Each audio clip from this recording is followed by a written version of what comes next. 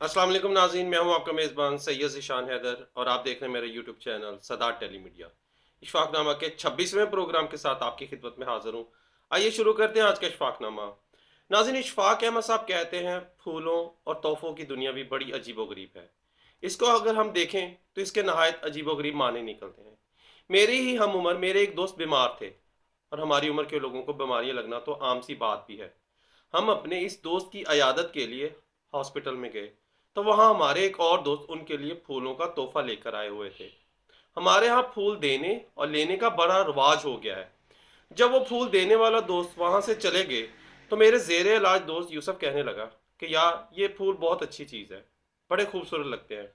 लेकिन इशफाक, तो हमारे इस दोस्त को तो कुछ ना कहना, लेकिन क्या ही अच्छा होता कि वो बजाय फूल मेरे सराहने रखने के कुछ देर मेरे पास बैठता, अपने दोनों हाथों में मेरा हाथ लेता। मुझे इस बात की बड़ी आरजू और तलब है कि मेरे दोस्त अजीज मेरे करीब आकर मुझे वो लम्स अदा करें जिसकी मुझे बड़ी ज़रूरत है।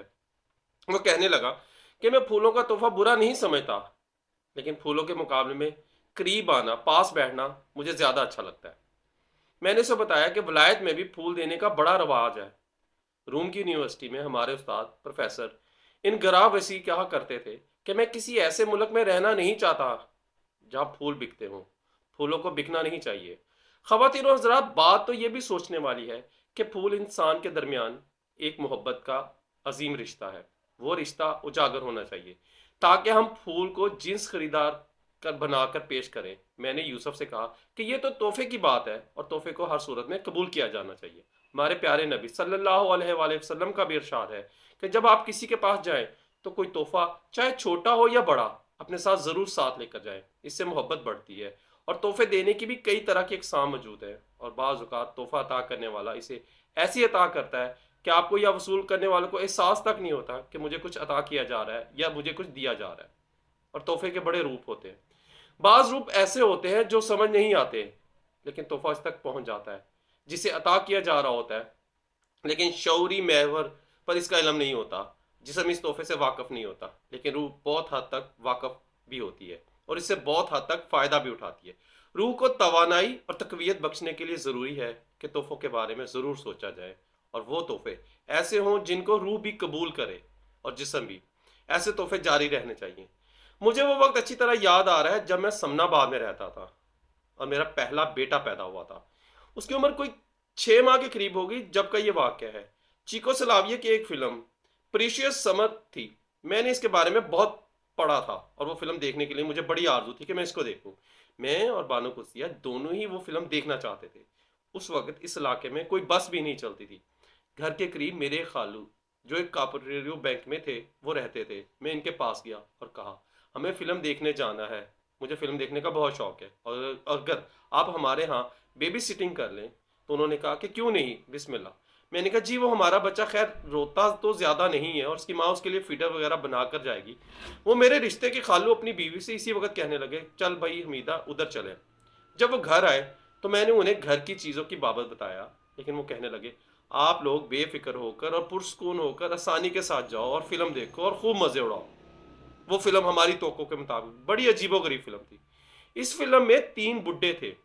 एक बरखा वाली समर थी जिसमें वो बड़ी मोहब्बत से लौट पोट हो जाते थे। उनकी उम्र ज़्यादा होती है और उन्हें समझ नहीं आती कि इश्क में कैसे मुब्तला हुआ जाए।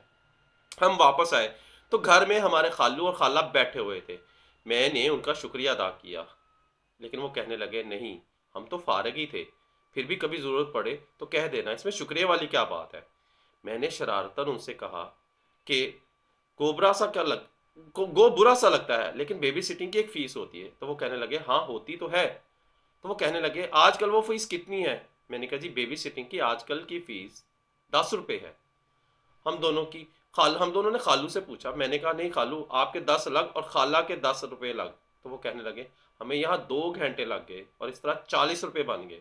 फिर उन्होंने बगली जेब में हाथ डाला और 40 रुपये निकाल कर हमको दे दिए और कहने लगे कि इतफाक से मेरे पास 50 हैं, 10 मैं रख लेता हूँ। मैंने उनको कहा कि आपको बेबी सिटिंग के मानी नहीं आते। वो कहने लगे कि आते हैं, लेकिन उन्हें वाकई इसके मानी नहीं आते थे। वो समझते थे कि अगर बुजुर्ग घर में बेबी सिटिंग करेंगे तो उन्हें अपने पास से पैसे देना पड़ेंगे, जबकि ऐसा बिल्कुल नहीं होता। उन्होंने बजाय पैसे लेने के उल्टा हमें 40 रुपये दे दिए और हमने वो पैसे रख भी लिए। मेरी बीवी कहने लगी कि जल्दी देखो कि क्या कोई और अच्छी फिल्म आ रही है कि नहीं, क्योंकि आइंदा खालू और खाला को ही फिर बुलाएंगे, वही आकर हमारे बच्चे को दोबारा से संभालेंगे।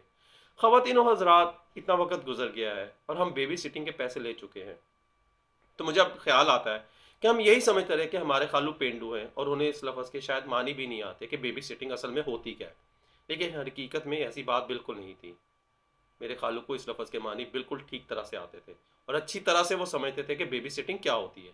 लेकिन उन्होंने हमारी खुशनुदगी के लिए, हमारे यहाँ आने के लिए और हमारे सर पर हाथ रखने के लिए पैसों की सूरत में तोहफा अता किया था। ऐसे तोहफे आपकी ज़िंदगी में भी आते रहते होंगे। इसके लिए सिर्फ अलर्ट रहने की ज़रूरत है। ये आपकी ज़िंदगी की बढ़ोतरी में रूहानी, नफ्सियाती और जज्बाती तौर पर बहुत अहम किरदार अदा करते हैं। मुझे और आपको ये सोचना चाहिए कि तोहफा किस तरह से दिया जाए कि वो लेने वाले और देने वाले की रूहानी व नफ्सियाती नशोनुमा में फ़ायदा पहुँचाए। इसका फ़ायदा महज जिस्मानी नहीं होना चाहिए कि हम किसी को लिहाफ तोहफे में दे दें। तो नाज़रीन, ये था हमारा आज का प्रोग्राम। उम्मीद है आपको पसंद आया होगा। अगले प्रोग्राम तक के लिए इजाज़त दीजिए। तब तक के लिए अल्लाह हाफ़िज़।